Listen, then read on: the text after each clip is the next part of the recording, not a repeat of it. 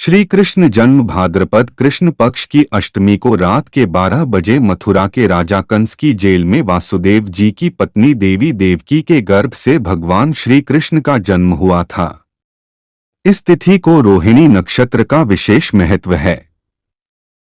इस दिन देश के समस्त मंदिरों का श्रृंगार किया जाता है। कृष्णावतार के उपलक्ष्य में झांकियां सजाई जाती है। भगवान कृष्ण का श्रृंगार करके झूला सजाया जाता है। स्त्री पुरुष रात के 12 बजे तक व्रत रखते हैं। रात को 12 बजे शंख तथा घंटों की आवाज से श्री कृष्ण की जन्म की खबर चारों दिशाओं में गूंज उठती है। भगवान श्री कृष्ण की आरती उतारी जाती है और प्रसाद वितरण किया जाता है। प्रसाद ग्रहण कर व्रत को खोला जाता है। कथा द्वापर युग में पृथ्वी पर राक्षसों के अत्याचार बढ़ने लगे। पृथ्वी गाय का रूप धारण कर अपनी कथा सुनाने के लिए तथा उद्धार के लिए ब्रह्मा जी के पास गई। ब्रह्मा जी सब देवताओं को साथ लेकर पृथ्वी को विष्णु के पास क्षीर सागर ले गए। उस समय भगवान विष्णु अन्नत शैया पर शयन कर रहे थे। स्तुति करने पर भगवान की निद्रा भंग हो गई। भगवान ने ब्रह्मा एवं सब देवताओं को देखकर उनके आने का कारण पूछा तो पृथ्वी बोली, भगवान मैं पाप के बोझ से दबी जा रही हूँ। ने ब्रह्मा एवं सब देवताओं को देखकर उनके आने का कारण पूछा तो पृथ्वी बोली, भगवान मैं पाप के बोझ से दबी जा रही हूँ, मेरा उद्धार कीजिए। ये सुनकर विष्णु बोले, मैं ब्रजमंडल में वासुदेव की पत्नी देवकी गर्भ। इसके पश्चात देवता ब्रजमंडल में आकर यदुकुल में नंद यशोदा तथा गोप गोपियों के रूप में पैदा हुए। द्वापर युग के अंत में मथुरा में उग्रसेन राजा राज्य करता था।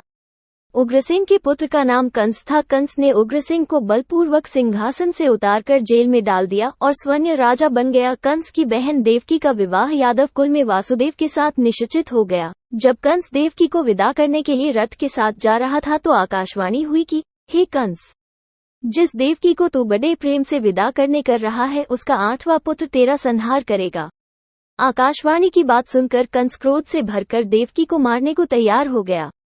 उसने सोचा न देवकी होगी न उसका पुत्र होगा। वासुदेव जी ने कंस को समझाया कि तुम्हें देवकी से तो कोई भय नहीं है, देवकी की 8वीं संतान में तुम्हें सौंप दूंगा। तुम्हारे समझ में जो आए उसके साथ वैसा ही व्यवहार करना। कंस ने वासुदेव जी की बात स्वीकार कर ली और वासुदेव जी ने कंस को समझाया कि तुम्हें देवकी से तो कोई भय नहीं है, देवकी की 8वीं संतान में तुम्हें सौंप दूंगा। तुम्हारे समझ में जो आए उसके साथ वैसा ही व्यवहार करना। कंस ने वासुदेव जी की बात स्वीकार कर ली और वासुदेव कारागार में बंद कर दिया।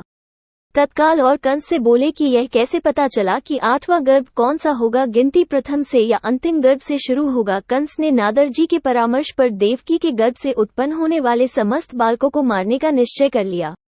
इस प्रकार एक एक करके कंस ने देवकी के 7 बालकों को निर्दयता पूर्वक मार डाला। भाद्रपद के कृष्ण पक्ष की अष्टमी को रोहिणी नक्षत्र में श्री कृष्ण का जन्म हुआ। उनके जन्म लेते ही जेल ही कोठरी में प्रकाश फैल गया।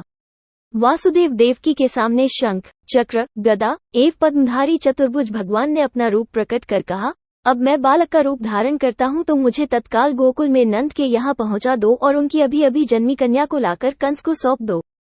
तत्काल वासुदेव जी की हथकड़ियां खुल गई।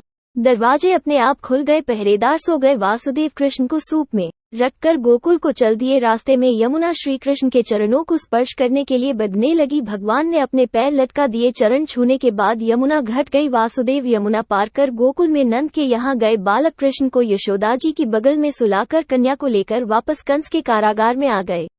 जेल के दरवाजे पूर्ववत बंद हो गए। वासुदेव जी के हाथों में हथकड़ियां पड़ गई। पहरेदार जाग गए। कन्या के रोने पर कंस को खबर दी गई।